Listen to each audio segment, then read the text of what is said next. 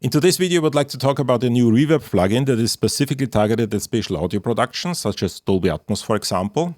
Now, this plugin has a couple of tricks up his sleeve that you won't find anywhere else, so it's actually fairly unique. And best of all, it's not particularly expensive.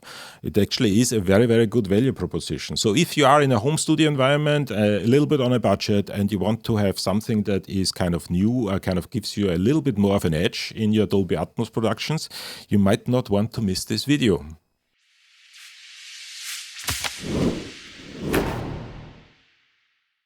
But first of all, hello everybody. In case you're new here, my name is Michael Wagner. I teach at the Antoinette Westphal College of Media Arts and Design at Drexel University in Philadelphia.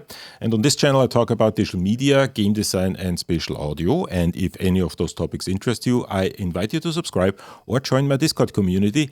Invite link is in the description below. And since you're already at it, also please don't forget to press the like button, especially if you get any value out of my videos. It really helps out the channel and makes my videos more visible to other people. And with that being said, let's get right into our new plugin.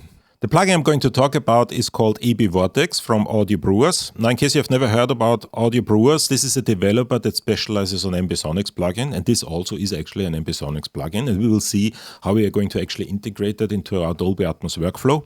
They have been around for quite some time and they actually make very, very nice plugins that are not particularly expensive. So if we go into the shop, for example, we can actually see that these plugins come in at around actually below 100 euros. So the vortEx currently is at 69 euros on sale. That's an introductory sale, which I think is really, really reasonable. They also have a couple of other plugins that you might find useful, reverb, stutter plugins, delays. And one thing that we're also going to use a little bit later, a special higher order Ambisonics decoder that I think is actually fairly nice. In full disclosure, Brewers actually contacted me and asked me if I wanted to have a look at their plugins. And they actually provided me with licenses for vortEx as well as some of the other plugins. So this is about as close as I usually get to a sponsored video. However, as always, everything that I'm going to say is strictly my own opinion. Nobody had any influence on this video, and nobody is going to see this video before it is published on YouTube. And with that being said, let's brew some audio. Now, the way I'm going to approach this video today is the way I always approach my videos, and that is with a very simple project. I'm going to work with Cubase today, and I'm going to work on a Mac, but it doesn't actually make any difference. If you're on a Windows machine, everything is going to work in exactly the same way. Now, I have a very simple Dolby Atmos project that essentially contains one audio object, and that audio object is a drum loop. So let's just have a brief listen on how that loop sounds. So this is essentially what we're going to work with. There is a Dolby Atmos bus. That's usually the way I set things up. You could also put it into the control room, but I'm going to work with a group track as my Dolby Atmos bus. If you're new to Dolby Atmos, I invite you to watch one of my previous videos where I kind of walk you through the process and how to set it up. Now here I'm just going to give you the brief overview of what we have. So essentially, once again, we have the Dolby Atmos bus, which is a 7.1.4 track. That 7.1.4 track holds the Dolby Atmos renderer. And the Dolby Atmos renderer essentially receives the Dolby Atmos bed. The Dolby Atmos bed is a 7.1.2 track that is routed into the renderer, and then we have the audio object that is routed into channels 11 and 12. So technically, those are two objects. It's essentially a stereo pair. In order to set that up, once again, the thing that you need to do is you need to go into the ADM authoring for Dolby Atmos settings under the project menu, and here you need to essentially select the renderer. So once again, we have the internal renderer, and then we have one bed and one object, and that's essentially it.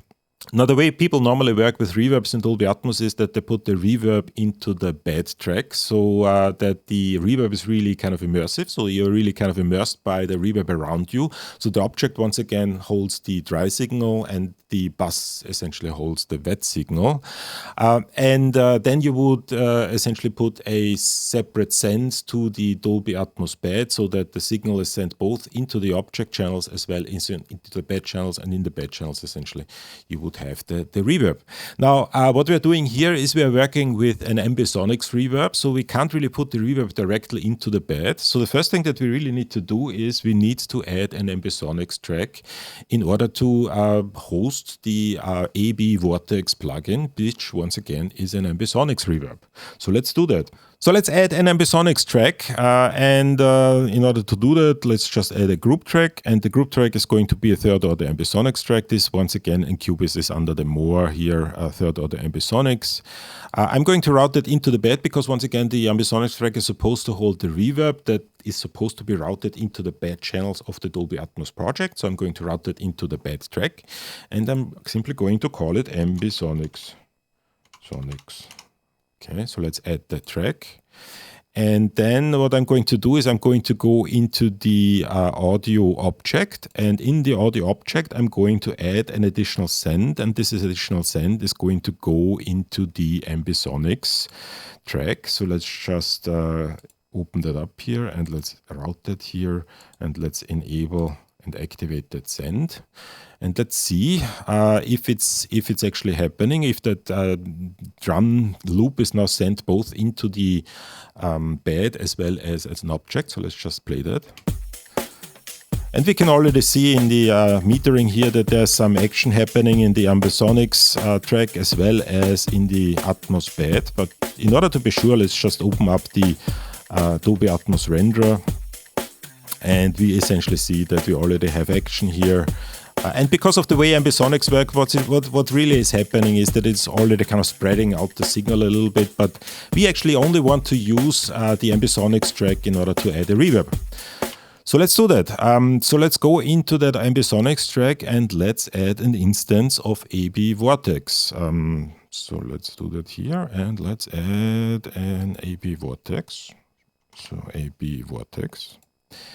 And as soon as we open that up, we essentially, first of all, we need to make sure that the input and output settings are set correctly. In my particular case, it's sitting on an Ambisonics track. So the input and the output of that plugin should be Ambisonics.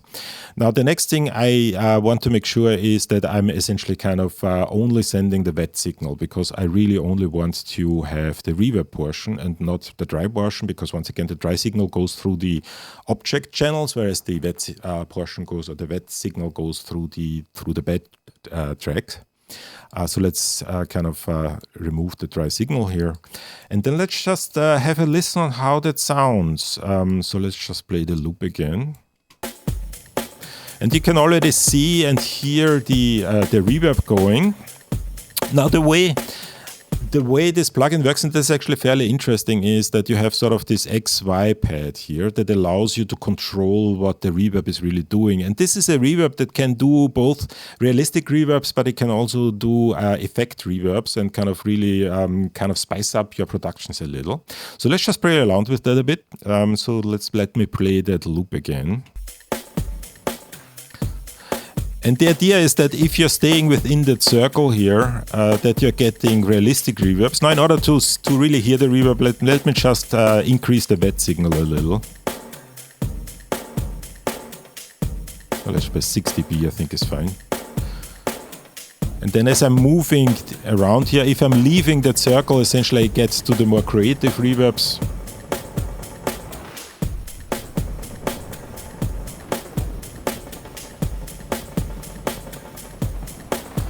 Once again, if you're closer you are to the middle, the more realistic it gets. Now there are a couple of settings that you can do here. You can play around with the space. That is essentially gives you the idea is that it controls somewhat the type of space that you're working with. You also have the time settings, which creates kind of controls the really kind of the time it takes for the reflections to come back. So we can actually play around with these controls individually. So this is essentially size of the space, the time of the reflections.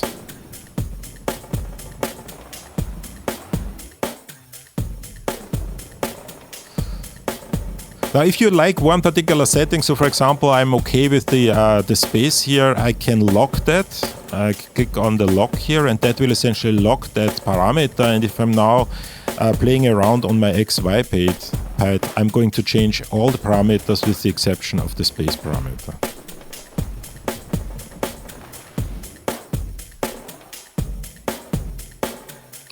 Now, there are a couple of other parameters that you can play around with. There's a damp parameter that kind of dampens the signal a little. So if you want to kind of take out the highs a bit, you can do that.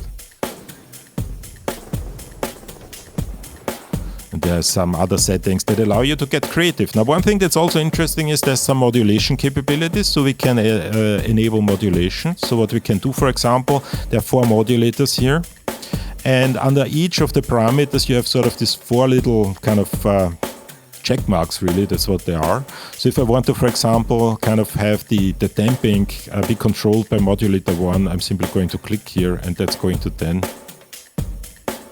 change the damping. That doesn't really have a big effect. So let me just do something very radical. So let's just add the second modulator to the time parameter. Now I can obviously also kind of make that smaller here. I can increase the time or reduce the time. It takes for that to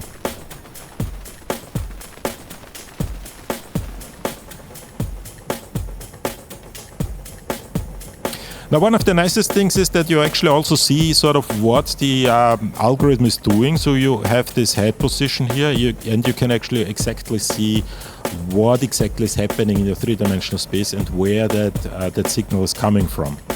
Now, there's one additional thing I wanted to show you, and that is that Audio Brewers also provide an excellent Ambisonics decoder. So if you are not happy with the way Cubase handles Ambisonics audio and the way Cubase converts Ambisonics audio into 7.1.2 audio, you can use the decoder that Audio Brewers provides. Now, this is a separate purchase, but it's not particularly expensive. So if you are interested in that kind of workflow, I would recommend that you actually get that one, because it's an excellent plugin. So let's just have a look on how that would work, or how that would be set up. So what we need to do is we need to go into the channel panel settings of the Ambisonics track, and if we right click here, we can actually select the channel panel, and what we're going to do is, instead of the Ambi decoder that comes with Cubase, we're going to select the Audio Brewers decoder, higher order Ambisonics. And once that opens up, you already see that this is actually kind of an excellent visualization. So this plugin, and the thing that I like most about it is really that it provides you exactly with the information that you need and nothing more. It is, I think it's a no-nonsense plugin, and I really like the way this works and this looks. So it automatically understood that it sits on a Ambisonics, third order Ambisonics track, and it needs to convert into 7.1.2 audio. We do have additional controls here, how we want to kind of have an emphasis on the front, the center, the sides, the rears, and the top channels. And we also have some option here to add a little bit of a signal into the LFE channel. So there are a couple of really nice things that this panel can do. So, but with that being said, let's just have a listen to how that actually sounds. So a little bit of warning, the Audio Brewers decoder comes in at a higher gain. So when I'm playing the audio now, you will actually hear the reverb being more dominant, and that's simply because the gain is higher of that particular decoder. So let's just play the audio again. Now, in order to make up for that higher gain, what I'm going to do is I'm going to simply kind of increase or decrease the gain here of the wet signal in the vortEx plugin. And you can already see that the visualization is absolutely excellent. So you essentially see the incoming channels. Those are the third order Ambisonics channels. And then we have the output, which is the 7.1.2 signal. And what we can do is we can, for example, put in a little bit of LFE. So let's just do that. And if we do that, we will see in the Ambisonics or in the Dolby Atmos renderer. Let's open up the Dolby Atmos renderer here. Okay, here we are. Oopsie. Here we are. We can essentially see that we have some information in the LFE channel now. So if I'm reducing that to 0, essentially it falls back to 0. I can actually play around it. So there's a little bit of a possibility for bass management here. There's also some options that you have in terms of the emphasis on particular channels. If you want to have more emphasis on the high channels, for example, you can do that here as well. So this is an excellent panel. This is an excellent Ambisonics decoder. And if you're interested in that particular workflow, once again, I would recommend picking that up as well, because it makes a really nice combination between the vortEx plugin and the Audio Brewers Ambisonics decoder. Now, there's one final comment I need to make, and that is, in order to make sure that everything works correctly, please never forget that you need to link the panners of the two sends that we have. So what do I mean by that? Well, essentially, kind of if we go into that one object that we have here, which was that one audio object, and let's just open it up here. So we have the two sends here. One sense that goes directly into the objects of the Dolby Atmos renderer, and the second send that goes into the Ambisonics track that holds the reverb. And we need to make sure that the panners of those two sends are linked. And the way to do that is to simply go into the settings here and make sure that link panners is always checked. And that essentially makes sure that the reverb is calculated with respect to the actual position of the object. That is important, otherwise you're not going to get the correct impression. So never forget to set that. But this is really everything I wanted to show today. So what's my final verdict? Now, that's actually fairly straightforward because I really like that plugin. It's so creative. It is very affordable. It's an excellent value proposition. So if you are a home studio producer, for example, and getting into Dolby Atmos and you want to have an affordable option for a reverb that is also creative, this is an outstanding way to go. I can only recommend it. And you might also want to look at the other plugins that they provide. Now, once again, those are all Ambisonics plugins, so you need to kind of work with an Ambisonics bus, but other than that, everything works perfectly. And once again, excellent value proposition. And with that being said, see you at the next video.